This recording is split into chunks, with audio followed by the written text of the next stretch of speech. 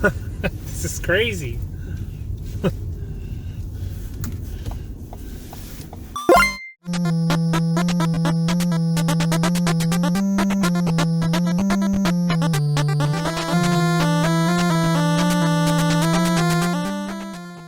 Hi guys, Elliot from the 2P Project here. I don't know if you can see, but this car is so full of stuff. It's crazy. I mean, I got boxes of stuff here. While I would like to say that everything in the back here is all video game stuff, they only have, out of all of this, one item that is video game related, and we'll show it on camera here in a bit. And we'll talk about it a bit too, because I just picked it up and I think it's kind of cool. But before we do that, I wanted to get into the new year. Happy New Year, everybody! It is 2021. And this is the first inaugural morning drive of 2021. And we are in lockdown here in my glorious city in Ontario. And this is why I'm in lockdown. And the reasons why I have all these boxes is because of lockdown. So, and it's going to be annoying trying to pull all this stuff out of here too, because, you know, it was super annoying putting it all in here. Anyway, all of this is like tech related. So, I mean, it's actually kind of cool.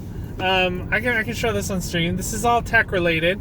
And, you know, part of my job, and I'll talk about the Yeti Nano in a minute, just because it's here.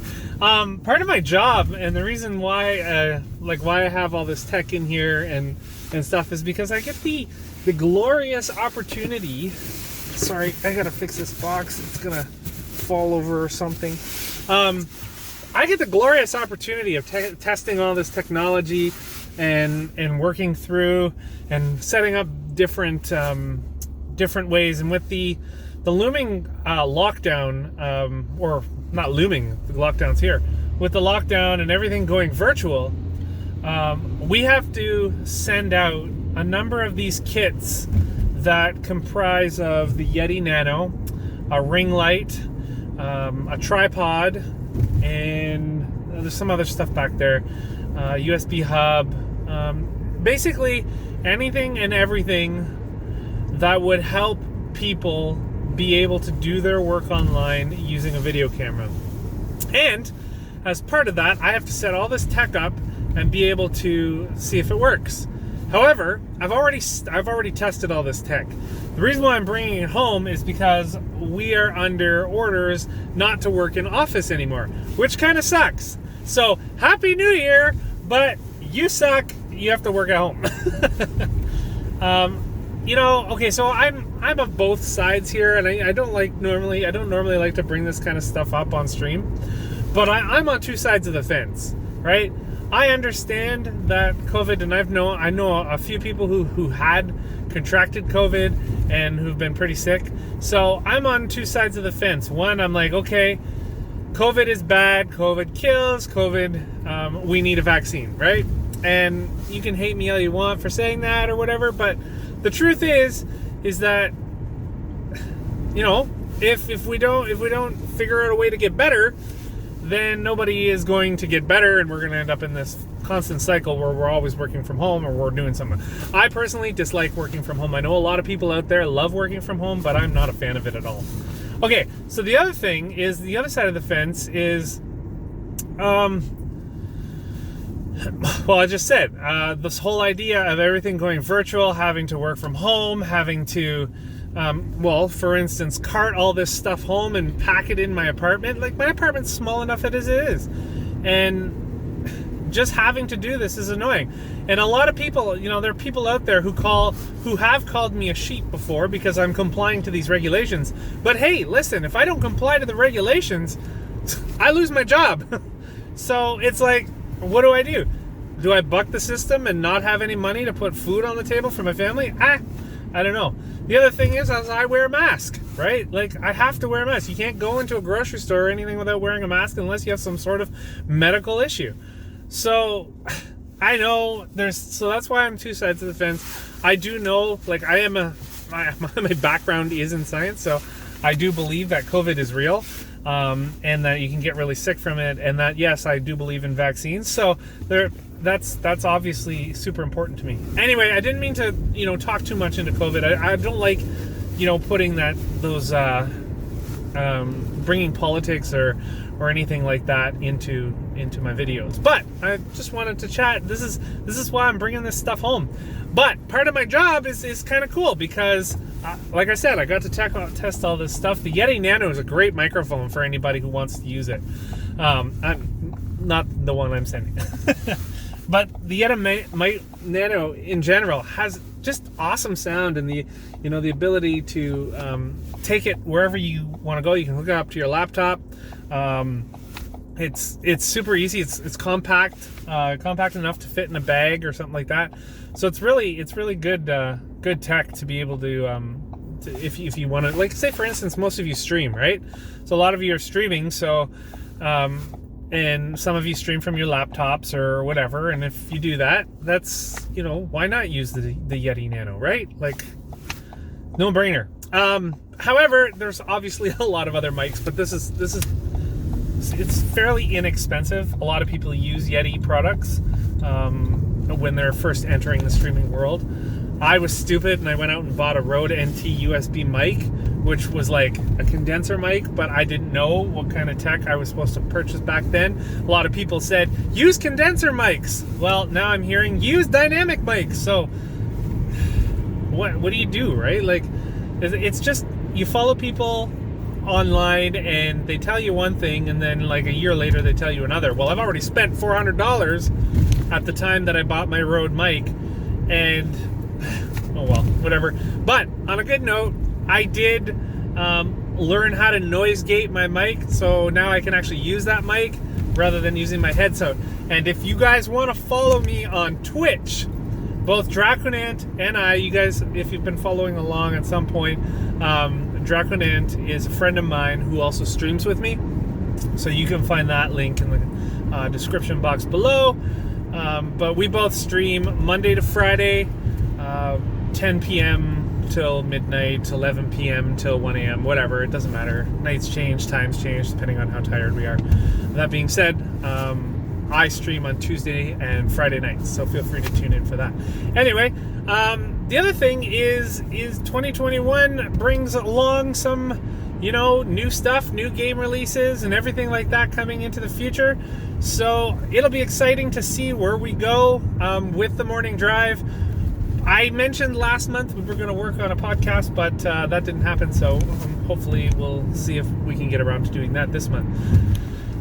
In the last stream, I actually talked about my top 5 favorite games of 2020 and the ones I've played, really, not necessarily the ones that were, and you can find that, I think, up here in the little card, because I'm posting that to YouTube. But yeah, I did talk about the top 5 games I enjoyed, and one of those games just happened to be like a Game of the Year winner or whatever, and that was The Last of Us Part 2. Now, say what you want about The Last of Us Part 2, say what you want about the story, say what you want about Abby, but honestly, I'm 90% an Abby fan, so the other 10% comes from a story point in the game, but being able to, like, Abby's just a fantastic character. I don't want to get too far into it, but there's, in The Last of Us Part 1, I was a huge fan of Ellie.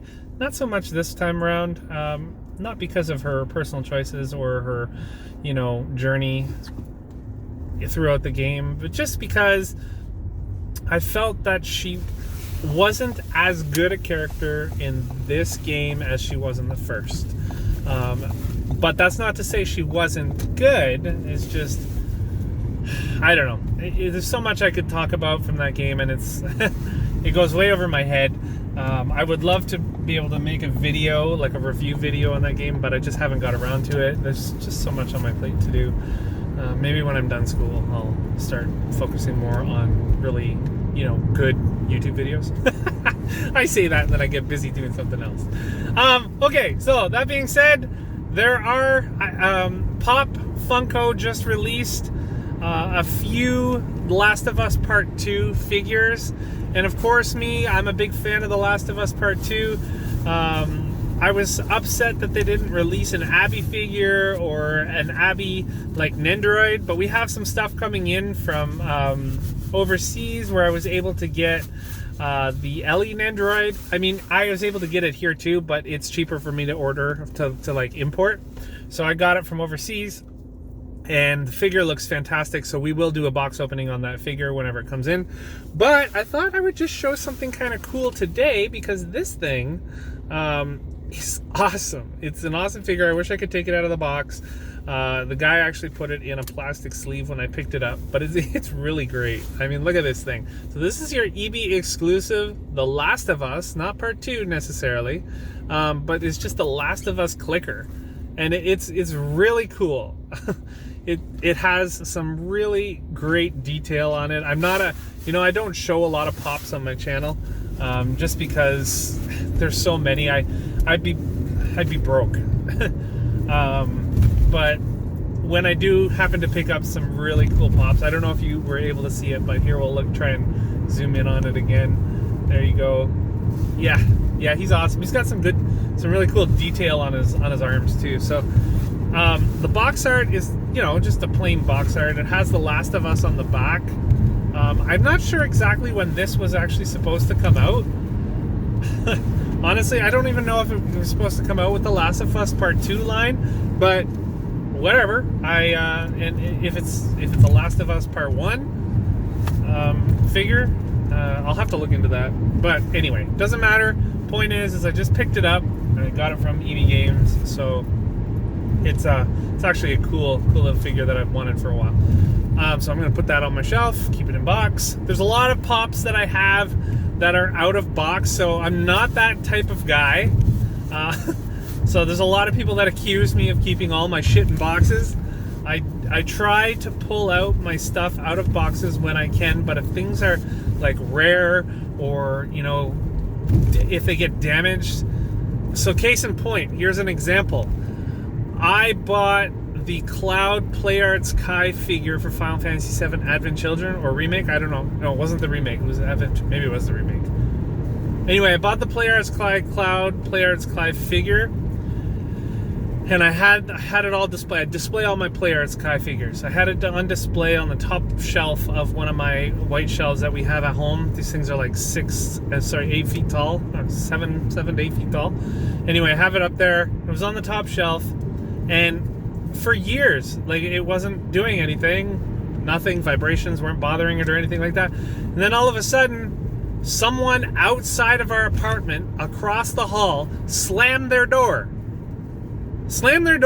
Just, that's all it took. Like, honestly, I drop stuff in my apartment, vibrations, I make noise in my apartment, and it's never once fallen off the shelf. But just this day in particular, it fell off of the shelf. And it went down. It fell down, hit the ground. I was a sad man.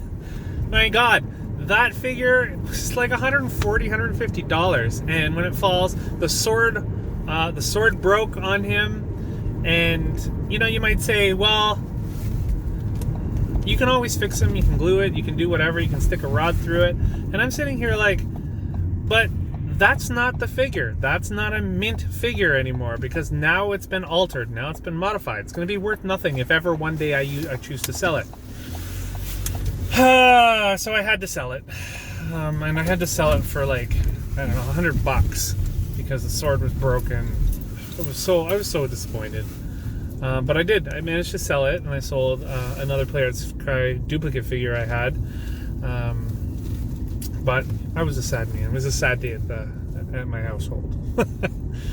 Anyway, I'm just rolling into my apartment here, so I want to say, I'm going to say, have a great day and a great week, and we'll see you next week for the morning drive on this glorious 2021. And I hope you guys stay safe, stay healthy, and do whatever else you can, because it's super important for all of that.